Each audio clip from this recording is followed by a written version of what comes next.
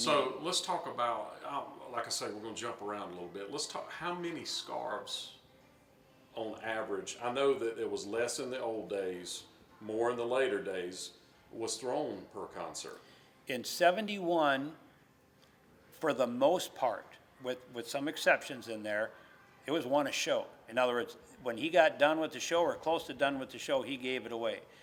And so, because he didn't part with them that much. And then as he moved on, because if you notice in Aloha from Hawaii, he didn't throw a lot of scarves there either. And that's in 73, January 73. So it was a decoration originally. It was part of the jumpsuit to cover his chest up. Exactly, and a lot of people don't understand that he was proud of his chest and everything, but his chest was always wide open, and when he first came to the stage, he wanted this aura and this presentation, and the scarf made that. And so regardless of what the original plan was, it made that suit. And if you look even in the later years, people started making reference to the first scarf for the show, because he'd wear it he'd be nervous before he went on stage, he sweated a lot, and he'd get through 3 songs, and then everybody wanted that first scarf because it was just wringing wet, and that's the one they wanted. And then after he gets going, like if he's doing If You Love Me, Let Me Know, or some of these other, he's just literally, and people say every scarf hooked his neck. That isn't 100% true. There is some video out there where he's had a scarf on and Charlie comes and he's grabbed a couple in a row and thrown them. So there are a few that didn't hit his neck, but I would say 99 out of 100 scarves, Charlie would hook them on his neck, he'd throw, hook, throw. And you mentioned that some of them weighed a lot. Yeah, from the sweat. If you got a first scarf, they literally splat. And if you look, some of them you can even tell how wet some of them are when you watch the shows. I just sold a photo on eBay about 2 weeks ago where he's throwing a scarf and you literally can see it probably 6 feet from his hand, and the girls out there with their hands, and you can see this thing going through the air. If that thing was bone dry with nothing on it, it's dropping sooner. And so it was and plus I was at a show and I was right there, right at the stage watching these things go. And he got really good at throwing them, and he would do things so people can watch for. He would take a scarf, and he's got a girl out there a ways, and he's saying, I can't do this and get that thing there. He'd tie him in a knot. He'd spend a minute tying knots in this thing. And then you go, here you go. And in fact, there's one show, he's, okay, all that work, and now you missed it. And then you'd have to tie up another one. In fact, they just sold one at the Graceland auction, I think, in the last year or two, that still the woman left the knot in it. And so my comment about the people that still have the sweat stains, things like that on, at this point, don't do anything to them. Because by this time now, whatever damage those Brute cologne, and people say, oh, you still smell the Brute cologne. I don't believe that. I think for 40, 50 years, I think that's pretty much dissipated out. But the Brute cologne or the sweat marks or the stains, usually whatever storage they did, caused these little black dots and things. What that is the sweat and stuff breaking down the scarf from being either in a bag or some other improperly stored. But a lot of times, if you've ever had sweaty clothes, you just hang them out somewhere, they'll dry. They're not going to necessarily break down. But if they're starting to get these dark little blotches, at this point, don't do anything to it. Just leave it alone, because if you start storing it correctly now, you're doing your best. But if you start trying to, like you notice those scarves that we were trying to restore, you notice the material and the fabric is starting to break down because it's only so thick, and when it's been attacked by moisture, microscopic things, that it'll break it down, so it can tear so easily. And I got you a little bit sidetracked there when I asked the question. So let's go back to how many per show. Oh, okay. So as you got to those later years, I know, and I'd forgotten it. It hit me, and then I forgot again. So when you get to the later shows, so in the early 70s, 1, 2, 3 a show through 73. By 74, it was like, this is a big deal. I like this. I would say, I asked a couple other people when we talked briefly yesterday, 30 a show wouldn't be unusual. Okay. There's actually some publications out and about that I haven't sought out, but there are publications that have counted number of, this was a 28 scarf show. So they would they watch the show and count the scarves. Yes, because you notice. That's interesting. Right, because these gentlemen we just talked to said we were at hundreds of shows. And it's kind of like diaries, how they knew, similar to how they know about Elvis day by day, how that book came about, is all these people that stood at the gates every day. Oh, there's Elvis in his brown chaps and yellow shirt and special belt wearing riding Rising Sun. And then in the end, after he passed and everybody was asking things, all these people came forward and started going, here's what I know, here's what I know. And Graceland realized this is important, people want to know this. So they were able to take all these diaries, notes, and letters and postcards that fans wrote from what they saw and went, okay. So when people say, we found a lady who was claiming that Elvis threw a scarf at a show. And so we looked up all this detail. He wasn't there. He didn't do a show in that, he wasn't anywhere near that state that month. And I messaged her back, did you have the year wrong? Instead of 74, was it 75? And she's, I'm adamant, I have this, that, and that, and I got a message. Sorry, Elvis Presley was not in Indiana in July of 1974 or whatever. Mm-hmm. And if you don't want to confront them, you just have that knowledge, and that education, and you just don't buy it. You don't necessarily have to go try to be the internet police and stop them, but it's, your buyer beware. It's like the scarves should, for the most part, these stage used scarves, about 34 by 34. They could be 33 and a half by 35. I've seen them, all kinds of measurements. Most of them that you're going to see are square cornered. As we briefly mentioned before, the only ones that were retailed sold are white with square corners with a navy blue signature, and blue, similar to this teal, with a dark navy blue signature. Any other scarf that is authentic was either stage used by Elvis, or it wasn't unusual where Charlie might have said, hey, I know this girl here, let's give her a couple of scarves. So it's not like it had to come from the stage. There was times that the crew, they had access to this stuff and could say, hey, there's a fan out there, hey, go give him one Elvis a scarf. They don't have to buy one, things like that. So they weren't all thrown by Elvis, but they are still all authentic. And there's and so they're very rare is the biggest thing, especially the earlier versions of it. I mean, if we're only getting 30 scarves a show, that's a very low amount of scarves, and a vast majority of those got thrown away. I mean, a lot of them didn't make it. Although somebody gets it, that doesn't mean they took care of it. I've seen a friend of mine bought a Elvis napkin for $25 2 years ago on eBay. It was a scarf. So wow. So what's happening is, what people don't realize right now, it seems when you see 3 scarves in this auction, you see them on eBay, what's happening is the cycle of life. I mean, the people that saw Elvis back then, you saw these aren't young men back here that saw Elvis 100 times. One is a father who has now handed all of his memorabilia down to his son, which is admirable because many of others went, I'm old, sell it. And then it's ending up in the retail. That's why, so it seems like there's a lot of scarves right now, because what's happening is we're at a part of the era where I'm 61 and I got a scarf from Elvis, and I got it in the last year of his life. So when you think about those things, it seems like there's a lot of scarves right now, but we're in this transitional period where these scarves are coming available simply because of the age of the recipients mm-hmm. that got them. Mm-hmm. Now what's going to happen is, once somebody buys those garments and starts collecting them, suddenly they're not going to be out there anymore. Because, for example, I bought Ed Parker's jacket. It won't be for sale until I pass. And then my wife will call Graceland and sell that. But same thing with the other jackets. You got Ed Parker's white jacket on top. His red one. Was it his red? Red one. You got Joe Esposito's white jacket. I have Joe Esposito's white jacket. Okay. And so I'll own both of those till I pass. And then so like today, somebody bought Bill Porter's jacket, the sound mixer. The red jacket. Yeah, the red one. And I considered buying it, but my wife would ask me, how many jackets do you need? It'd be nice to own all of their jackets, mm-hmm. but that's not affordable for me.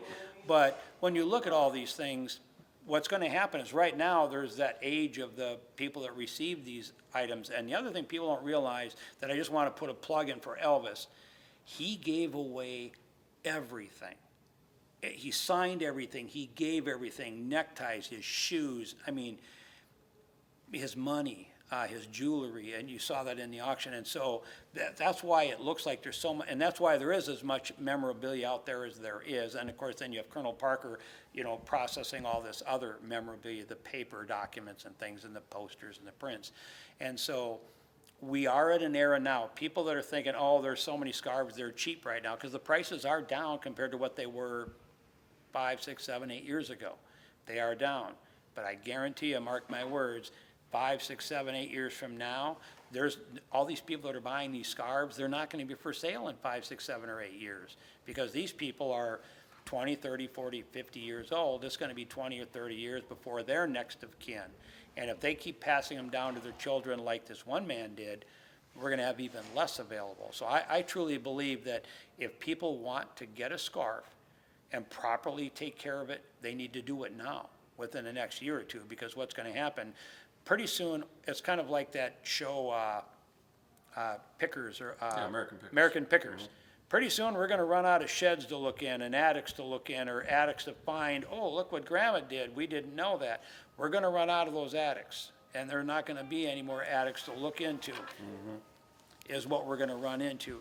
So consequently, while these attics are being exposed right now and bringing this stuff out to light, people need to get at it and start caring for it right now. There's posters that are stained because they've been, wet and improperly stored and folded. So if someone has scarves, that kind of stuff, they can get in touch with you, and you would be interested in talking to them about purchasing, or Certainly. or even helping them broker it or whatever. Broker it through either Graceland, another professional, John, some of these other people. The one other thing they want to realize that we didn't talk about, and I really want, if someone is the recipient of something from Elvis Presley or involving his shows, or they've purchased something, they need to pen that out now. They need to sit down with pen and paper, computer, whatever, and they need to type out the person closest to it. So in other words, if your mother got it and she's already passed and you're the daughter and she passed it on to you, you need to right now pen that out. This is what you need to create, that provenance and the evidence, so that someone doesn't say, I think you bought it at the concession stand. Right. I don't care if you got to sit Grandma down with a little tape recorder and record it and then put it on a little CD and save it in a box. Because someone might want to ask you someday, did Grandma really say that? Did Grandma really do that? If she's not capable of writing now. Because there's a lot of times I think people have called the authenticators at Graceland and have had very, very, what appears to be extremely valuable items that they got from Elvis Presley. Because you heard some of these stories of these men sneaking into the room where they were rehearsing. Who's going to believe him? Well, I do, when you look at all the provenance and what happened and the other things in the totality. And so the sooner they pen that and get that established, it helps create the value. And it helps not just to try to make somebody some money, but it keeps the legacy of Elvis Presley alive. I mean, can you imagine if we just, let this stuff go and said it isn't worth anything, buy the books? So I think to have the authentic pieces is what's important. So how can they get in touch with you? They can either come through you or through John Daly or some of the brokers. Okay. And I'm saying, do you have an email where they can email Certainly. you? Okay. Tell Yes, us. bfoley104@aol.com. Okay, and I'll put that up here, friends. And they can just put in the caption, Elvis fan, or Elvis, so that I don't realize it's just a straight email and delete it. But Elvis fan, question about a scarf, question about an item that I bought. It doesn't have to be a scarf, it could be any Anything, item. any item. And if, I always tell people, and this is kind of the moniker I got from another true expert, if I don't know, I'm going to tell you I don't know, but I will try to find someone that does know. If you want my opinion, I will give you my opinion, but it's an opinion. Right. It's because it's the same thing, these authenticators. You saw how many signature items being sold here purporting to be Elvis Presley's signature. It's an opinion rendered by experts that are skilled in the art that say, I believe based on my education and experience that this is Elvis Presley's. Provenance helps that. Right, and the provenance helps that. So when you say, I was there, it's like the woman with the scarf from the show that he never did. Or they describe the suit he was wearing. Or the scarf that they have is stamped on opposite corners. Yeah. She may have a true ticket and she took pictures of Elvis, but honey, you bought this from Japan. The one other thing people should know, scarves at Las Vegas, use the same scarves. So Vegas, Tahoe, it doesn't matter, he threw the same scarves, but the International Hotel became the Hilton, they retail sold. So if you have a scarf that has a big H on it, that says, and it's a big H, it's this big in here, and they're usually blue, white, that's the most common scene, there's some other colors, and then it says Hilton on it. They were never stage used. ever. They are strictly an item that was sold at the gift shop, but valuable. It is part of his show. There is one scarf, and they're approximately about close to the same size as the 34 by 34. There is a Japanese knockoff scarf out there that's about 24 by 24, and they're beautiful, but they're not real. So they have that H, they say Hilton, and it almost around the border, and the reason I know this so well is because I got duped and I bought one. And when I was trying to buy another one and got outbid, I was so frustrated, I called a friend of mine, I said, I can't believe I missed this other scarf. And he said, send me a picture. I sent it, he goes, be glad you missed it, it's fake. I'm like, oh my God, I already got one. So, but around the border, it's about 1 inch that looks like it's a band. It's almost like it looks like a different material and almost a different tint. And it's a Japanese scarf. It isn't worth $1. It's not the real deal. Yeah. So I have a couple more questions. One is, and lastly, before we're done, I want you to tell me about you getting a scarf. Okay, you alluded to it earlier, but you actually received a scarf. Yeah. So I want you to tell me that story. But I remember we were talking to John, and you were helping him with some scarves, and Elvis was gifted scarves, like numbers of scarves. Yes. And what I'm saying is somebody gifted him like 12 scarves and he never got it. Can you share that story? Jerry Schilling, and I don't remember the Christmas, because I have so many books and I read them all, and then you get things tangled and mixed. But Jerry Schilling bought him 4 custom-made and then screen-printed EP scarves, and I don't have photos of what they look like other than how Jerry described them. They were very, very expensive silk scarves with E and a P, and I'm trying to remember the Christmas, and I'll look it up one of these days. Okay. And he gave them to him for Christmas. And within a couple of days, they were going to the show, and he said, sorry, Jerry, these are going. And out they went to the audience. So if somebody out there ever finds a very beautiful silk scarf that has an E and a P on it, it's going to beat out any scarf that's ever Those been are thrown. ultra rare. There's only 12, only 12 in the 12. world. Okay. And he threw them to somebody. Now, you said 4 earlier, so that number should have been 12. It's 12, yes. Okay. I thought it was 12, Yeah. but when you said 4, you kind of threw Yeah, me off. it's So 12. there's 12 of those total in the entire world. Yes, and there's been other people that have custom made and given him some, but that's a specific amount and a date I can go look up, and it's documented in a few places. And Okay. I don't even recall the color. I'm guessing here though, I thought they were like a satin type cream color with the EP on it. Okay. Because at that time, when I was reading the book, that was some of the other stuff in his decor, had that nice flowing EP, kind of like you'd see on like bath towels and things. Right.